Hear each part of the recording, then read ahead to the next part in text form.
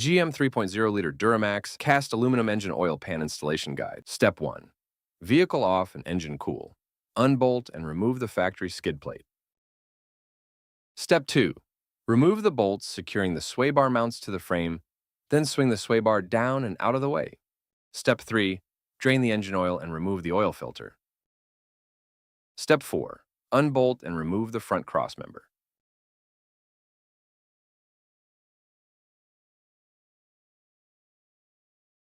Step 5. On four-wheel drive trucks, disconnect the driver's side front axle and remove the bolts securing the upper front differential housing mounts. Step 6. Remove the bolts securing the factory oil pan. Carefully pry the oil pan away from the engine and remove it. Step 7. Clean any remaining sealant off the mating surface of the upper oil pan. Step 8. Apply a constant bead of engine-rated silicone sealant into the machine channel of the flange and around the bolt holes. Step 9. Pre-assemble 2 of the screws and washers.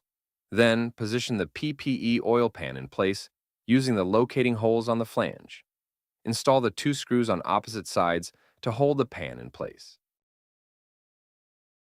Step 10. Install all remaining screws and washers hand-tight. Once all screws are installed, torque them to 8 to 10 foot-pounds in the factory recommended crossing pattern. Step 11. On four-wheel drive trucks, move the front differential housing back into place. Secure it with the 2 upper mounting bolts, then reconnect the front drive shaft and driver's side axle.